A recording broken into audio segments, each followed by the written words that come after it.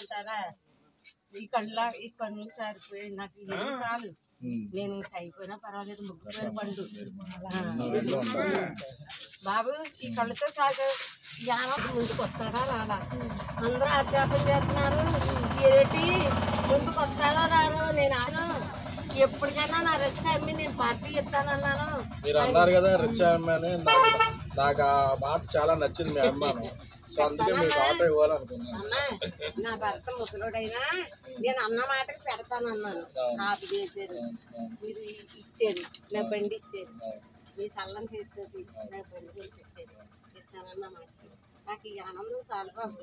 అనుకున్నాము బాబు బతికేస్తాను. నా కొడుకులు లేరు, నా కొడుకులు లేరు బాబు. మీరందరూ చల్లగా ఉంటారు. నా బాబు అమ్మ ఇంతటికి తగ్గిపోయినా నేను నా బాబు పక్కనే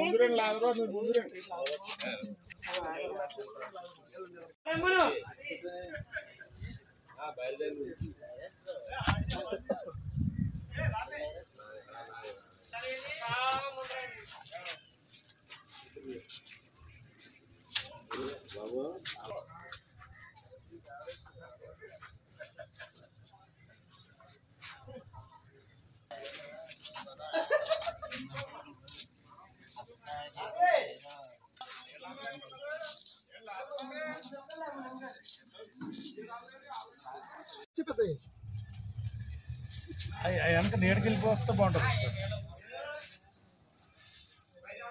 ఒకసారి ఒకసారి జై జనసేన, జై జై జనసేన. నిన్న నైట్ జన సైనికులు పవన్ కళ్యాణ్ పార్టీ తరఫున పవన్ కళ్యాణ్ గెలిచి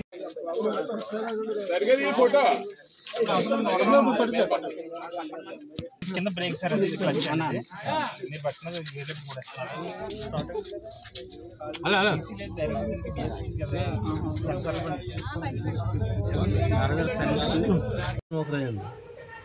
గొర్రె మరియమ్మండి.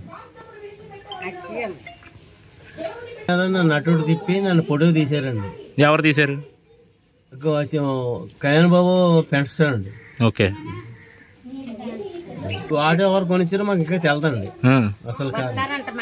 మీరు ఏం చేసేవారు ముందు? మాకు కిరాణా కొట్టి ఇస్తానన్నారండి. కిరాణా కొట్టి పని చేయదండి బాబు, ఆటో కావాలా అన్నారండి. అది మేము అడగలేదండి, మేము కూడా అడగలేదు. వాళ్ళు సమపూర్తిగా వాళ్ళు చెప్పారండి, మీకు ఆటో కొనిస్తాం అన్ని చేస్తాం అని చెప్పారండి. ఎవరు కొనిస్తానన్నారు? ఎవరనే వివరం లేదండి. ఎవరన్నీ జనసేన వారు ఈయన ఆటో కళ్యాణ బాబు అని మాకేం చెప్పలేదండి. మీకు ఆటో కొనిస్తే మీకు అన్ని సౌకర్యాలు మేము చేస్తాం అని చెప్పారండి. అసలు పార్టీ వాళ్ళు మరి ఎవరి పార్టీలో మాకు తెలదు అండి అని చెప్పారండి.